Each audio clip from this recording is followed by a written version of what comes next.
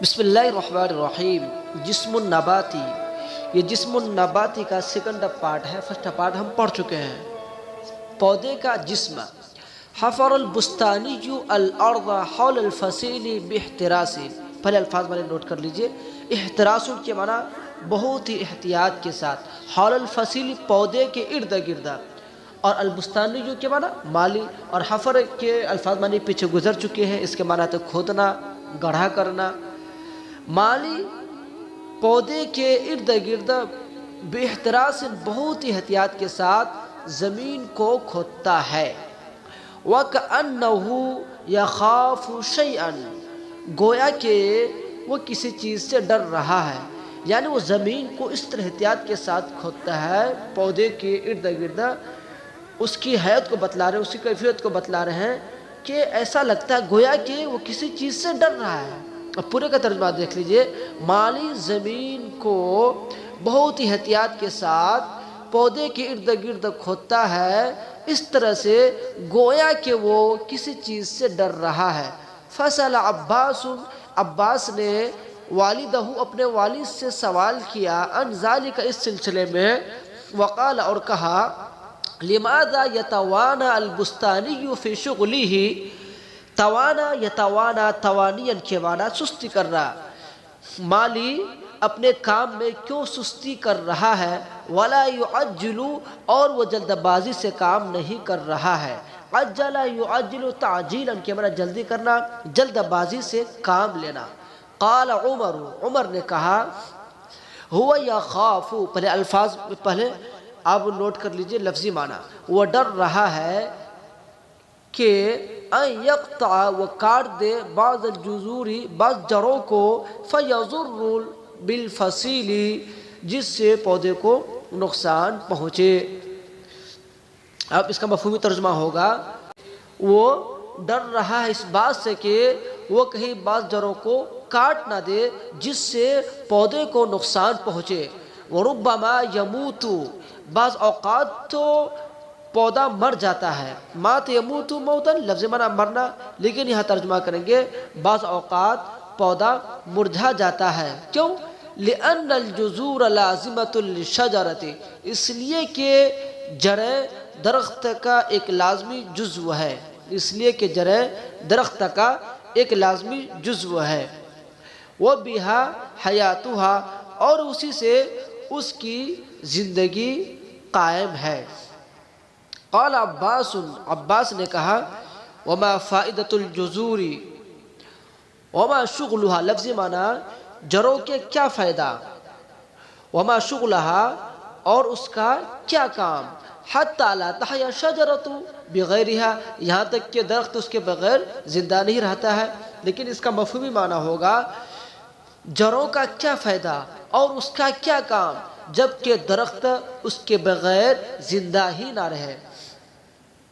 قال عمر، عمر نے کہا، النبات انما يثبت في الارض بالجذور، پودے وہ جڑوں کے ذریعے سے زمین میں برقرار رہتے ہیں۔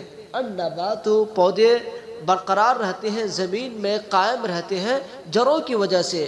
فَهِيَ الَّتِي تَمْتَصُّ الْغِذَاءَ مِنَ الْأَرْضِ، ہی سے مراد الجذور ہے، جڑیں ہیں، یہی وہ جڑ ہے جو زمین سے غذا کو حاصل کرتی ہے، وَتَبْحَثُ عَنْهُ، اور اسے تلاش کرتی ہے، یعنی اس غذا کو وہ جڑیں تلاش کرتی ہے۔ أَلَا تَرَاهَا مُمْتَدَّةً مُتَشَعِّبَةً فِي بَاطِنِ الْأَرْضِ، ممتدۃ کیا معنی آپ نوٹ کر لیجئے، پھیلی ہوئی، اور متشعبۃ کے معنی نوٹ کر لیجئے، شاخ در شاخ۔ اب دونوں کے ملا کے معنی ہو جائے گا، شاخ در شاخ پھیلی ہوئی، فی باطن الارض، زمین کے اندر، ہاں کی زمین، الجذور جڑ کی طرف، کیا تم نے اس کو شاخ در شاخ زمین کے اندر پھیلے ہوئے نہیں دیکھا، یا یہ کہ پھیلتے ہوئے نہیں دیکھا؟ کأنہا جواسیس و عیون، جاسوس جمع جواسیس بمعنی جاسوس، اور عین جمع عیون کے معنی بھی جاسوس، لیکن یہاں پر سی بی آئی اس کا معنی کر لیں گے، گویا کہ وہ جاسوس اور سی بی آئی ہے۔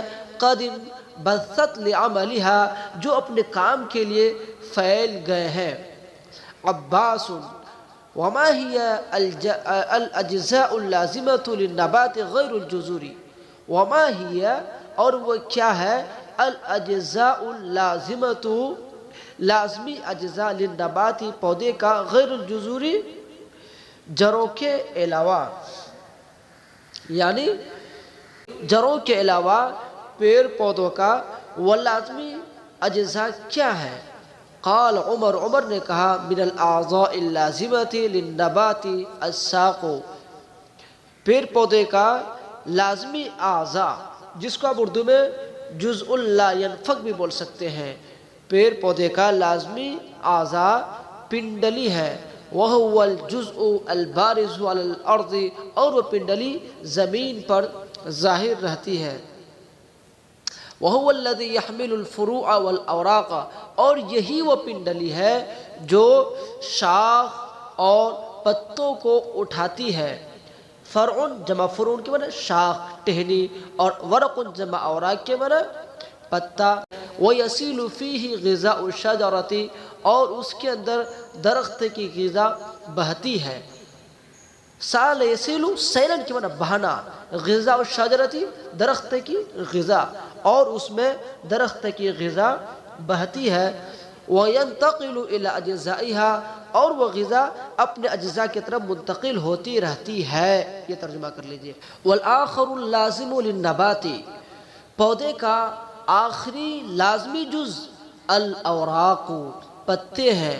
وَبِهَا يَتَنَفَّسُ النَّبَاتُ تنفس يتنفس تنفسا کی سانس لینا، جس سے پودے سانس لیتے ہیں. وَيَأْخُذُ مِنَ الْهَوَاءِ اور وہ اس ہوا کو حاصل کرتا ہے. وَيَأْخُذُ کا جو فاعل ہے وہ النبات ہے، اور وہ پودا ان ہواؤں کو حاصل کرتا ہے ما یصلح بحیاتہ جس سے وہ اپنی زندگی کو خوشگوار بناتا ہے. اصلح یصلح اصلاح کی معنی درست کرنا، خوشگوار بنانا، اچھا کرنا. ما جو ہے یہ موصول، اسم موصول ہے، اور وہ ایسی ہواؤں کو حاصل کرتا ہے جس سے وہ اپنی زندگی کو خوشگوار بناتا ہے. وَهَذِهِ الثَّلَاثَةُ اور یہ تین چیزیں کون؟ الجذور جڑیں، وساق اور پنڈلی، والاوراق اور پتے، ہی اعضاء النبات اللازمۃ. یہ اللازمۃ جو مؤنث ہے یہ اعضاء مضاف کی صفت ہے، کیونکہ عضو جمع اعضاء جمع مکسر جمع مکسر واحد مؤنث کا حکم میں ہوتا ہے، اس سے وہ اللازمہ لائے. اللازمہ اعضاء کی صفت ہے. یہ پودے کا لازمی اعضاء ہے، یہ پودے کا لازمی اعضاء ہے اس کے زندہ رہنے اور اس کے بڑھنے کے لیے.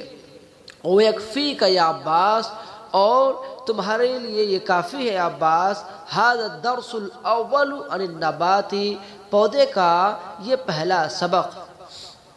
ترجمہ ہوگا اس کا مفہومی، اے عباس پودے کا یہ پہلا سبق تمہارے لیے کافی ہے. قال عباس، عباس نے کہا عجبا تعجب ہے، یا ابی اے میرے ابو، ما کنت اعرف من قبل میں اس سے پہلے نہیں جانتا تھا، یہ ما نافیہ ہے، میں اس سے پہلے نہیں جانتا تھا کہ النبات جسم حی نامن.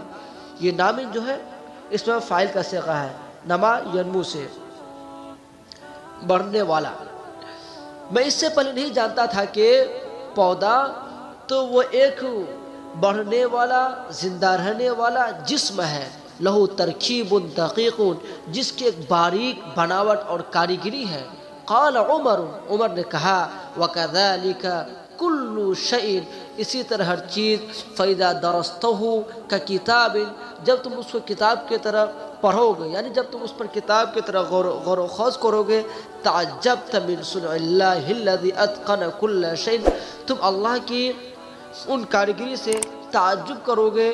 الذی اتقن كل شيء جن تمام چیزوں کو اللہ نے مضبوط اور مستحکم بنایا ہے. اتقن یتقن اتقانا کے معنی محکوم مضبوط بنانا. وعرفت اور تم جان جاؤ گے کہ ان فی کل شیء ہر چیز میں آیۃ للہ اللہ کی ایک نشانی ہے. وفی ذلک یقول الشاعر اسی کے بارے میں شاعر کہتا ہے. پر لفظی ترجمہ دیکھ لیجئے. تحریکۃ حرکت، تسکینۃ کے معنی سکون، وَلِلَّهِ فِي كُلِّ تَحْرِيكَةٍ اور اللہ کے لیے ہر حرکت میں، وَفِي كُلِّ تَسْكِينَةٍ اور ہر سکون میں، شاہد دلیل یعنی ہر حرکت اور ہر سکون میں اللہ کی ایک دلیل ہے. وَفِي كُلِّ شَيْءٍ اور ہر نشانی اور ہر چیز میں، لَهُ آیَةٌ اس کی ایک نشانی یعنی اللہ کی ایک نشانی ہے.